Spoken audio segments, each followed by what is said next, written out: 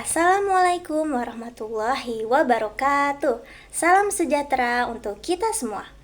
Dewan juri yang terhormat, para guru yang saya muliakan, dan teman-teman generasi muda Indonesia. Perkenalkan, nama saya Alia Azara dari kelas 11 SMA Labsku Kaizen, dapat dipanggil Alia. Hari ini, saya akan mengajak teman-teman semua untuk berpetualang dan menjelajahi dunia baru, yaitu dunia literasi digital. Saya baru saja menamatkan sebuah buku yang sangat menarik untuk dibaca, yang berjudul Resep Menjadi Netizen Beradab karya Iwan Ridwan dan kawan-kawan. Buku ini tidak hanya menarik untuk dibaca loh, tapi juga dapat menjadi pengingat serta acuan kita agar dapat bijak menjadi warganet dalam menggunakan sosial media. Tapi sebelumnya, teman-teman tahu tidak sih apa itu warganet? Warganet adalah gabungan dari dua kata, yaitu warga dan internet, yang dapat diartikan sebagai warga masyarakat yang berkumpul menjadi satu dan aktif dalam menggunakan internet. Masyarakat Indonesia pada saat ini, baik dari generasi milenial maupun generasi Z, merupakan pengguna aktif sosial media. Berdasarkan laporan digital 2021 dari Hootsuite dan We Are Sokal, tercatat ada 202 juta jiwa pengguna internet di Indonesia. Berdasarkan data tersebut, dapat dilihat bahwa warganet Indonesia sangat banyak jumlahnya dan tentu bermacam-macam pula karakteristiknya. Namun, hal inilah yang menjadi penyebab utama adanya penyalahgunaan internet, seperti penyebaran informasi palsu, juga ujaran kebencian.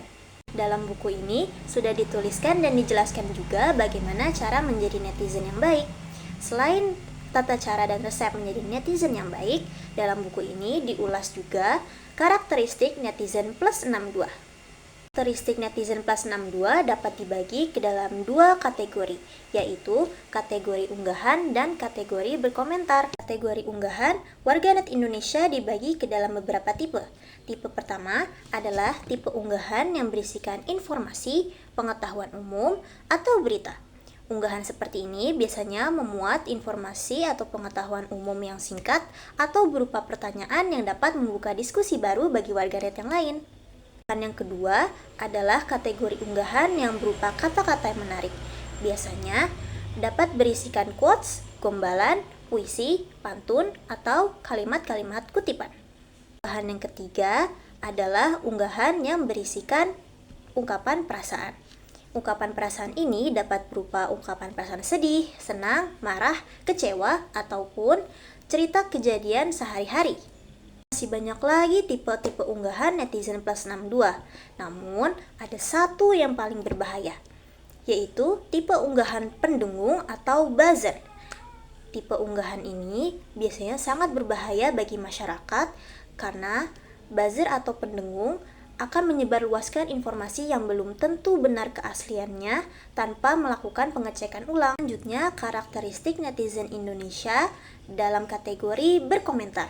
Dalam kategori berkomentar ini, warganet Indonesia dibagi ke dalam beberapa tipe. Pertama yaitu berkomentar lurus, menyetujui, menguatkan, menanggapi pendapat, menentang, serta memberikan kritik dengan bahasa yang sopan dan santun. Kedua adalah polos dan mudah percaya terhadap suatu informasi. Tipe ini biasanya akan kembali menanyakan informasi tersebut kepada warganet yang lain apakah benar atau tidak keasliannya. 3. Menjadikan lelucon atau membuat jokes. Biasanya berupa kalimat-kalimat lucu, plesetan, emoji, foto, video, ataupun meme. Beberapa tipe tadi dapat dilihat bahwa warganet Indonesia dalam kategori berkomentar sangat banyak macamnya. Namun, yang paling sering kita jumpai dan justru paling berbahaya adalah tipe warganet yang melontarkan kalimat atau ujaran kebencian atau bahkan menyebarkan informasi palsu. Menyatakan melalui riset Digital Civility Index atau DCI 2020 bahwa netizen Indonesia memiliki tingkat kesopanan digital terendah di Asia Tenggara. Pernyataan ini memicu respon dan kemarahan masyarakat Indonesia yang justru semakin menguatkan fakta bahwa memang tingkat kesopanan digital warganet Indonesia sangatlah rendah. Microsoft loh, bahkan akun Instagram resmi milik Federasi Bulu Tangkis Dunia, Badminton World Federation atau BWF, turut diserang oleh netizen Indonesia usai BWF memulangkan dan memaksa mundur timnas bulu tangkis Indonesia dari ajang All England 2021. Contoh kasus tadi, dalam kehidupan sehari-hari pun kita masih sering melihat, mendengar, membaca, atau bahkan mendapatkan komentar jahat atau penyebaran informasi palsu yang masih marak terjadi di Indonesia. Terlebih lagi, semakin masif penggunaan teknologi AI untuk membuat konten yang seolah terlihat nyata. Dalam buku Resep Menjadi Netizen Beradab ini, kita diingatkan untuk selalu berhati-hati dan bijak dalam menggunakan sosial media. Karena kalimat atau ujaran kebencian yang kita lontarkan bisa berdampak buruk bagi kehidupan atau mental orang lain, bahkan kehidupan dan mental diri kita sendiri. Penyebaran informasi palsu juga merupakan suatu tindak kejahatan loh. Karena selain menyebarkan informasi yang belum tentu benar keasliannya, penyebaran hoaks ini pun dapat menyesatkan dan membohongi orang lain.